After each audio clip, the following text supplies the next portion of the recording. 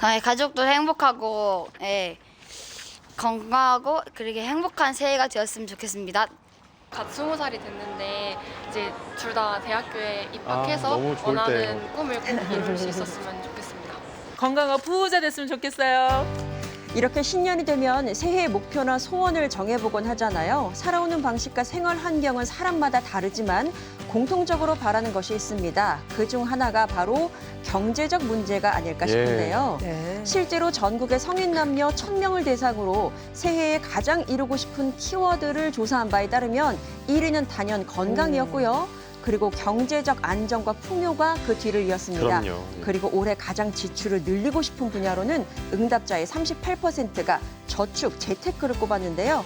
특히 40, 50대에서 이 항목을 선택한 비율이 압도적으로 높게 나타났다고 합니다. 네. 아, 저도 정말 공감합니다. 올해는 좀 쓰는 즐거움보다 불리는 즐거움을 알았으면 좋겠는데. 맞아요. 불릴 게 좀 있었으면 네. 대체 올해는 뭘 주목을 해야 될까요? 어떤 네. 아이템이 좀 뜰까요? 네, 미리 보는 2026년 문화 트렌드 경제 먼저 알아볼 텐데요. 경제는요.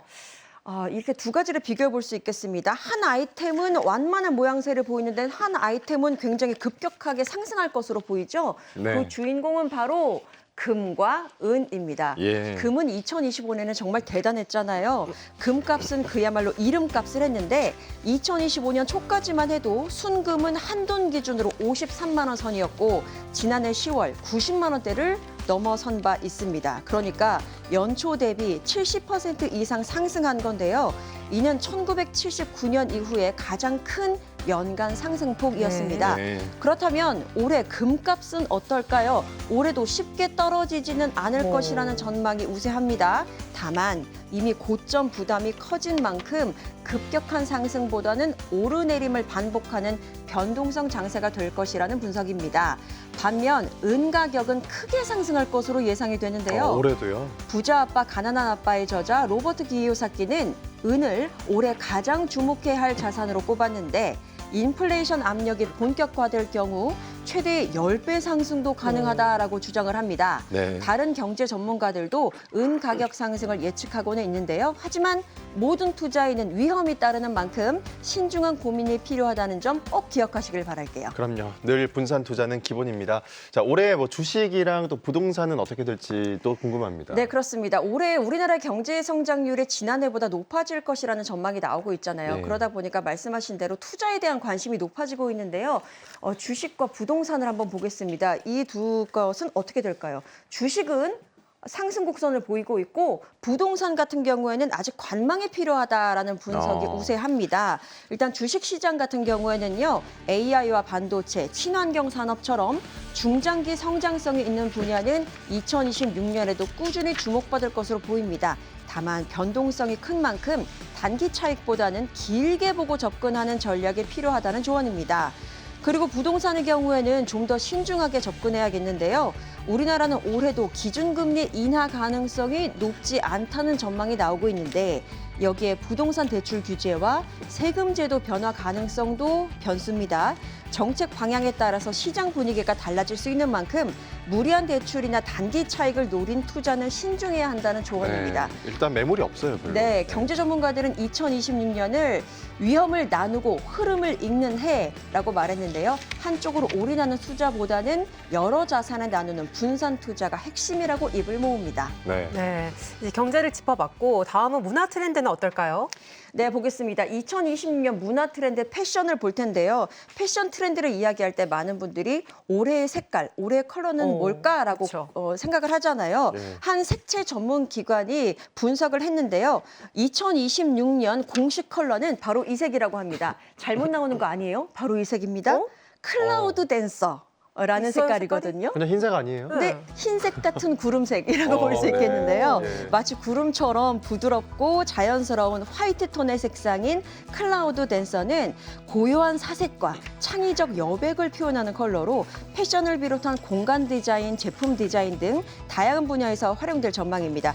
그리고 붉은 말의 해처럼 레드도 새해 스타일을 이끌 예정인데요. 그간 유행한 뉴트럴 톤이 좀 저물고 한층 대담한 색채의 귀환이 예고됐는데 그 선두에 레드가 있는 겁니다. 네. 화려한 무늬와 옷태도 돌아올 예정입니다. 과장된 어깨선이나 극적인 실루엣, 그리고 시선을 끄는 주얼리 등이 유행할 예정인데요. 단 전부 다 과하게 입는 게 아니라요. 네. 하나만 확실하게 과감해지는 게 포인트라고 합니다. 이뿐만이 아닙니다. 탐험가 느낌의 카키톤도 유행할 예정인데요.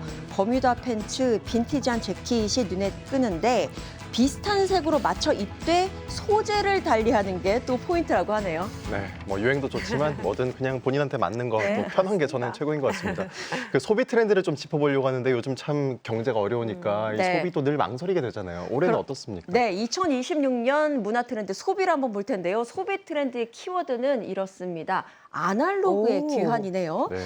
2026년 문화 트렌드에서는 아날로그를 빼놓을 수가 없는데 인공지능 기술이 빠르게 발전하면서 모든 것이 자동화되고 있지만 역설적으로 인간만이 할 수 있는 감성, 경험의 가치가 더 부각되고 있기 때문입니다.